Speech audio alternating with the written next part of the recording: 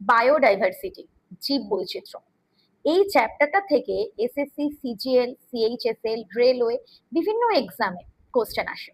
তাই এই চ্যাপ্টারটা আমরা পুরোটা যেমন কভার করব, ঠিক তেমনি এখান থেকে কি কি এমসিকিউ আসতে পারে সেগুলোও পড়বো।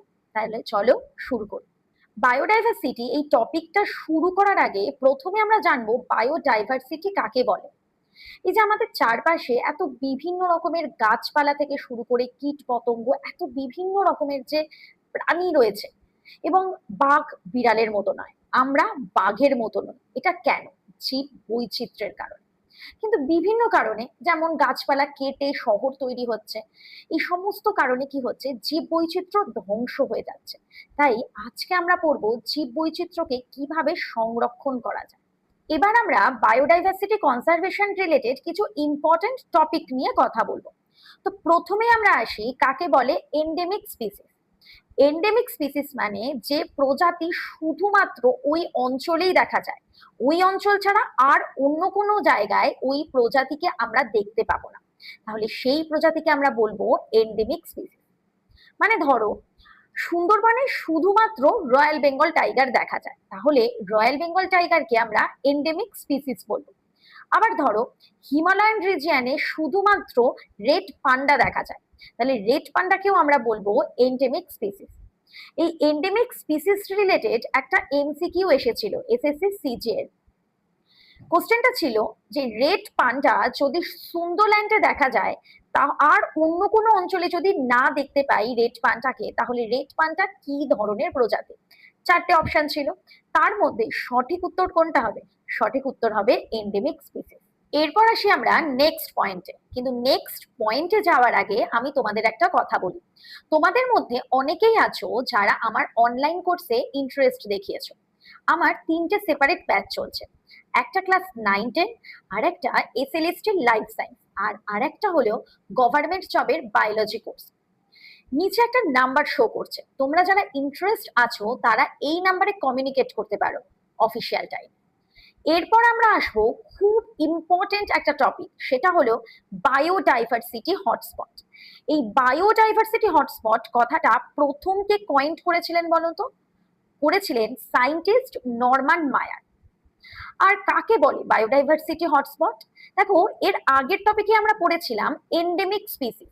তো বায়োডাইভার্সিটি হটস্পটে প্রচুর এন্ডেমিক স্পিসিস পাওয়া যায়, মানে এমন কিছু স্পিসিস যেটা শুধুমাত্র ওই অঞ্চলেই থাকে, আর অন্য কোনো রিজিয়নে আমরা এই স্পিসিস গুলোকে দেখতে পাই না।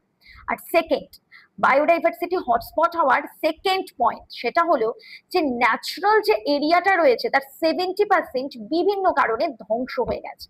এই দুটো ক্রাইটেরিয়া যদি ফুলফিল হয় তাহলে সেই অঞ্চলটাকেই আমরা বলি বায়োডাইভার্সিটি হটস্পট। ইন্ডিয়াতে এরকম চারটে বায়োডাইভার্সিটি হটস্পট রয়েছে। একটা রয়েছে হিমালয়ান রিজিয়ন, সেকেন্ড রয়েছে ইন্দো বার্মা রিজিয়ন, 3 নম্বর হয়েছে ওয়েস্টার্ন ঘাট, আর 4 এবং খুব ইম্পর্টেন্ট যেটা একদম নতুন হয়েছে, যেটা হটস্পট এরিয়ার মধ্যে অন্তর্ভুক্ত, সেটা হচ্ছে সুন্দরল্যান্ড। মানে যেটা আন্দামান নিকোবর যে দ্বীপপুঞ্জ সেই এরিয়ার মধ্যে যে সুন্দরল্যান্ড রয়েছে সেটাই কিন্তু হটস্পট রিজিয়নের মধ্যে পড়ে। এখান থেকে রেলে একটা খুব ইম্পর্টেন্ট কোশ্চেন এসেছিল, সেটা হলো বায়োডাইভার্সিটি হটস্পট এই কথাটা প্রথম কে আবিষ্কার করেছিলেন? কি হবে অ্যান্সার? অ্যান্সার হবে হচ্ছে সায়েন্টিস্ট নরমান মায়ার। আমরা জুতে ঘুরতে যাই, আবার ন্যাশনাল পার্কেও ঘুরতে যাই, তাহলে এই সমস্ত জায়গায় কি হয় যে বিভিন্ন ধরনের পশু পাখি গাছপালা, মানে যাদের সংখ্যা ধীরে ধীরে কমে আসছে, তাদেরকে সংরক্ষণ করা হয়। তো আমাদের নেক্সট টপিকে আমরা পড়বো জীববৈচিত্র্য সংরক্ষণ করার দুটো টাইপ। প্রথমটা হলো in situ conservation. In situ conservation মানে ধরো কোনো অঞ্চলে প্রচুর একশৃঙ্গ গন্ডার পাওয়া যাচ্ছে, কিন্তু তাদের সংখ্যা ধীরে ধীরে কমে যাবে যদি না আমি তাকে সংরক্ষণ করি। তাহলে আমরা কি করব, সেই জায়গাটাকে প্রোটেক্টেড করে সেখানে কি করব, ওই প্রজাতিটাকে সংরক্ষণ করব, মানে তাকে তার নিজের অঞ্চলে রেখেই সংরক্ষণ করব। তাহলে সেই ধরনের কনজারভেশনকে আমি কি বলবো?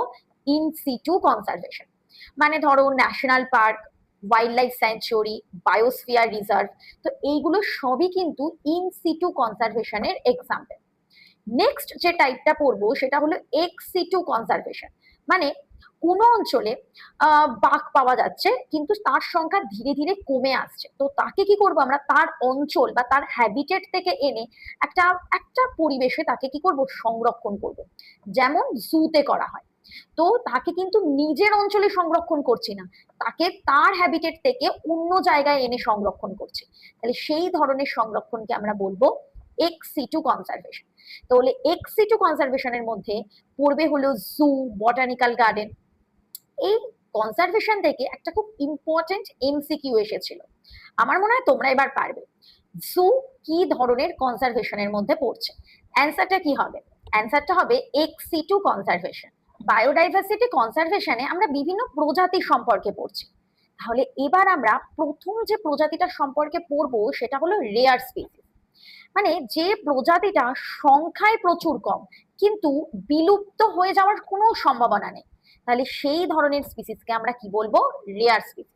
এই যে আমরা বললাম বিলুপ্তি মানে এক্সটিংক্ট হয়ে যাওয়ার সম্ভাবনা নেই, তাহলে এক্সটিংক্ট স্পিসিস কাকে বলে? যে প্রজাতিটার শেষ বংশধর বেঁচে নেই, তাহলে সেই প্রজাতিটাকে আমি বলবো এক্সটিংক্ট স্পিসিস। 3 নম্বর যে স্পিসিসটা সম্পর্কে বলবো সেটা হচ্ছে থ্রেটেন্ড স্পিসিস, মানে সেই প্রজাতিটার সংখ্যায়ও প্রচুর কম এবং যদি আমি কনজার্ভ না করি তাহলে সেই প্রজাতিটা কিন্তু পরিবেশ থেকে এক্সটিংক্ট হয়ে যেতে পারে। এই থ্রেটেন্ড স্পিসিসকে আমি দুটো ভাগে ভাগ করি, একটা হলো এন্ডেঞ্জার্ড স্পিসিস। এন্ডেঞ্জার্ড স্পিসিস মানে যে স্পিসিসটাকে যদি আমি সংরক্ষণ না করি সেই স্পিসিসটা কি হয়ে যাবে, এক্সটিংক্ট হয়ে যাবে। মানে ধরো এশিয়ান এলিফ্যান্ট, এশিয়ান এলিফ্যান্টকে যদি আমি কনজার্ভ না করি তাহলে সেটা এক্সটিংক্ট হয়ে যাবে। 2 নম্বর যে থ্রেটেন্ড স্পিসিসটা সম্পর্কে পড়বো সেটা হলো ভালনারেবল স্পিসিস, মানে এমন কিছু প্রজাতি রয়েছে সেটাকে যদি আমি সংরক্ষণ না করি সেটা কি হয়ে যাবে, এন্ডেঞ্জার্ড স্পিসিস হয়ে যাবে। উদাহরণ কি? উদাহরণ হলো এক শৃঙ্গ গন্ডার। তাহলে যদি আমি কোনো একটা স্পিসিসের থ্রেট স্ট্যাটাসের কারেক্ট সিকোয়েন্স দেখি তাহলে সেটা কি হবে, প্রথমে হবে রেয়ার, তারপর ভালনারেবল, তারপর কি হবে এন্ডেঞ্জার্ড। আর এন্ডেঞ্জার্ড স্পিসিসকে যদি আমি সংরক্ষণ না করি সেই স্পিসিসটা কি হয়ে যাবে, এক্সটিংক্ট, মানে পুরো পরিবেশ থেকে বিলুপ্তি হয়ে যাওয়ার সম্ভাবনা থাকবে। এরকম একটা সেম কোশ্চেন এসেছিল গভর্নমেন্ট এক্সামে, যে কোন স্পিসিসের থ্রেট স্ট্যাটাস কি হয়, কি হবে?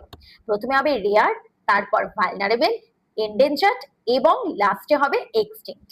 এতক্ষণ ধরে যে আমরা পড়লাম যে বিভিন্ন ধরনের যে স্পিসিস রয়েছে, মানে ভালনারেবল, এন্ডেঞ্জার্ড, মানে যে স্পিসিস গুলোকে যদি আমরা সংরক্ষণ না করি সেগুলো কি হবে, পরিবেশ থেকে লুপ্ত হয়ে যেতে পারে। তাহলে এই স্পিসিস গুলো সম্পর্কে কোথায় লেখা হয় বলতো? লেখা হয় হচ্ছে IUCN, খুব ইম্পর্টেন্ট টপিক। ফুল ফর্ম হলো international union for conservation of nature. রেলে একটা খুব ইম্পর্টেন্ট কোশ্চেন এসেছিল, কোশ্চেনটা হলো IUCN এর ফুল ফর্ম কি? এবার তো তোমরা জেনে গেছো কি হবে এটার ফুল ফর্ম। উত্তরটা কি হবে? উত্তরটা হবে international union for conservation of nature. স্ক্রিনে নাম্বার দিচ্ছি, সেভ করে নাও যারা আমার কাছে অনলাইনে অ্যাডমিশন নিতে চাও। আমার 3টে ব্যাচ রানিং চলছে, একটা গভর্নমেন্ট জবের বায়োলজি ব্যাচ, আর একটা SLST লাইফ সায়েন্স, আর একটা ক্লাস 9-10 এর। আর ভিডিওটা কেমন লাগলো অবশ্যই জানিও, আর এরকম আরো অনেক ভিডিও পেতে হলে অবশ্যই কিন্তু আমার পেজটিকে ফলো এবং সাবস্ক্রাইব করো।